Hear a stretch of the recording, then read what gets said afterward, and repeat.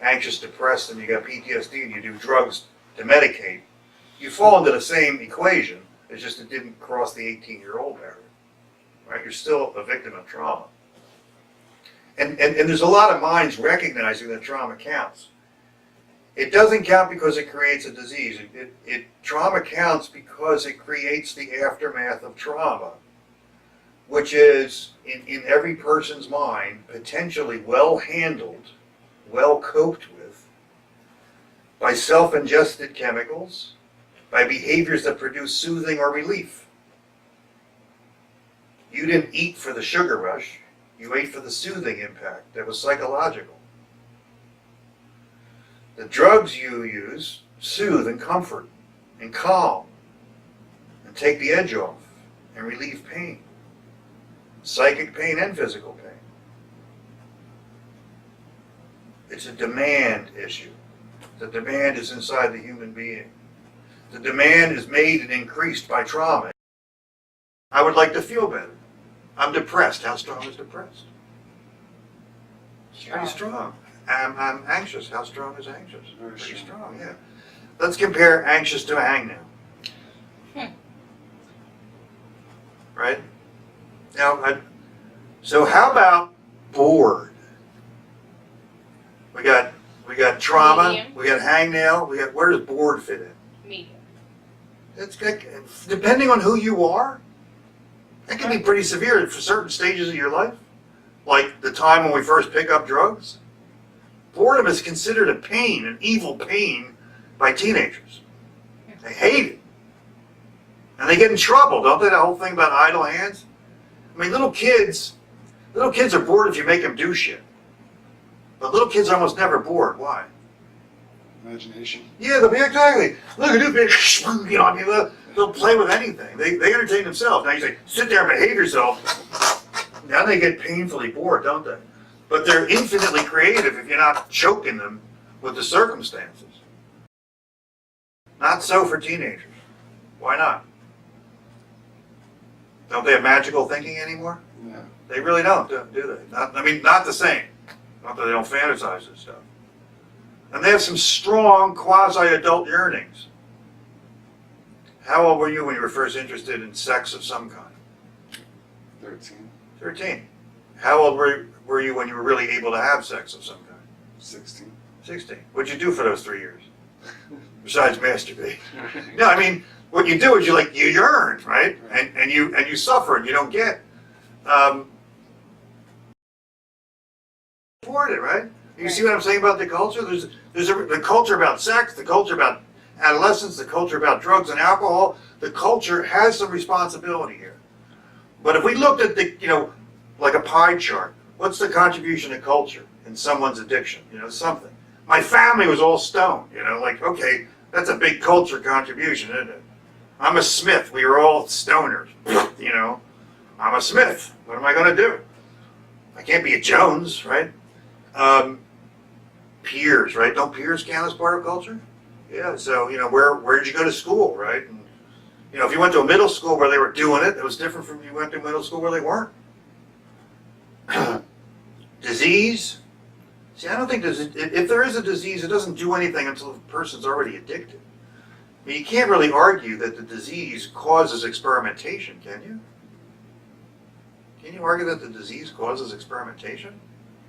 No, if you're going to argue anything about the disease, what it causes is the compulsion once you're down the rabbit hole that doesn't let you get out. Right? That's what they say about the disease. You've changed your brain, so now it's hard to quit. You've diseased your brain in a way that the requirement for this thing, goes through the roof. And to the degree that we feel and believe there's a chemical dependency, there might be some truth to that. But that's a disease that develops after all this has taken place. And if this didn't take place, the disease never would have happened. And I want to know who's responsible for addiction, not just the compulsive part, where it's hard for me to stop. Is that a disease? I don't know. It doesn't really make a lot of sense, does it? Do we want to say that there's something in your brain that overrides your intention like that? Like, what are you, a zombie? Well, I discussed trance, and it feels like that. At the point, so I'm going to stop on Saturday. Saturday comes, I actually don't use in my regular pattern. And 2 hours go by, and I'm kind of optimistic. And 4 hours kind of go by, and I'm feeling kind of fuzzy and twitchy. And 6 hours go by, and I'm using. That's all me, isn't it? But you have to recognize, I felt like the real me in the morning. I felt a little not like me in the afternoon, mid-afternoon. And I don't know who the fuck was there in the early evening using. Who was that person? Right? Yeah, you feel that way, yeah. You feel that way. Mm-hmm. So that's the disease. Body snatcher type disease. Do you buy it?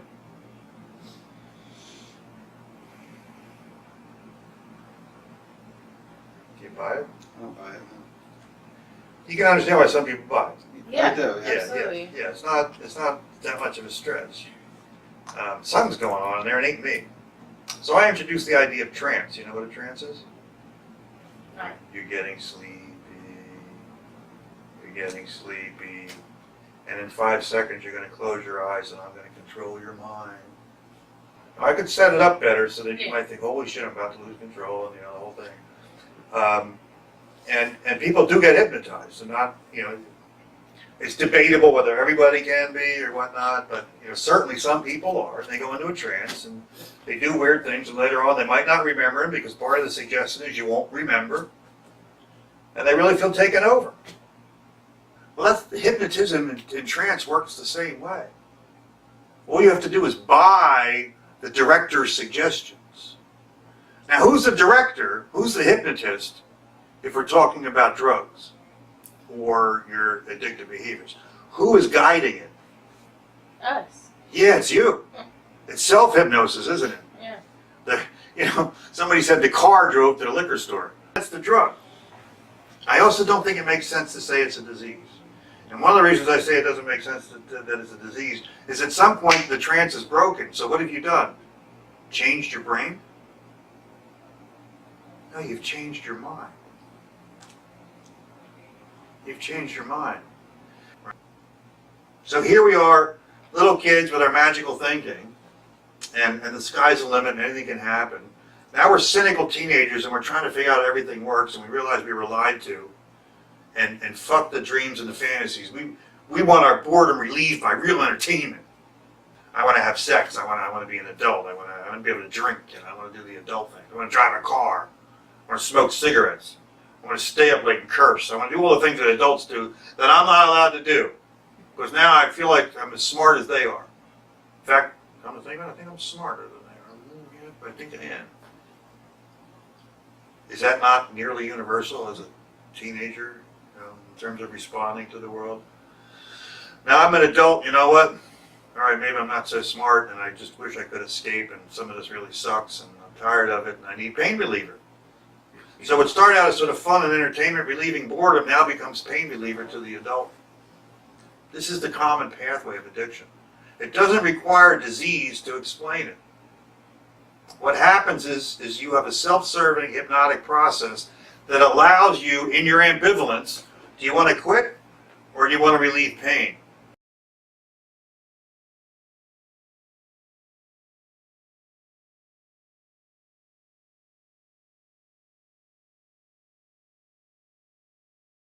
Of course you want to quit when the pain subsides. When the pain comes back, guess what happens? I want my fucking pain relief. It's easy to quit your migraine medicine when you don't have a headache. That migraine medicine is making your stomach bleed. You better stop it. Okay, lucky I don't have a headache this week. Migraine comes back. What are the chances you're not going to take one of those fucking pills? Did you ever have a migraine? Yeah, I would let my stomach bleed. You would let your stomach bleed. Yeah. Now, some of us, the stomach's bleeding out. I mean, we would just be in anguish and we would take the headache and we don't want the stomach bleed, but we'd be thinking about shooting ourselves. That's great. That's the cure for addiction. Shoot yourself. Well, some people do cure it that way. You see how awful it is that we're not appreciating the complexity of this thing, and we're answering the question very prematurely before we actually have gathered data that could make sense.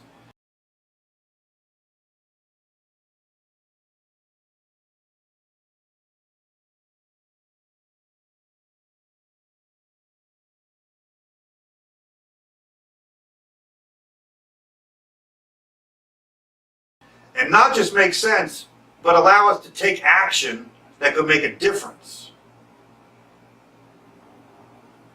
So this understanding, this psychological model, if you will, it fits the fact pattern better, it handles the complexity better, and it provides, in the way that we talk about it, in the way that the framework we understand it, it provides means to do something about it. It also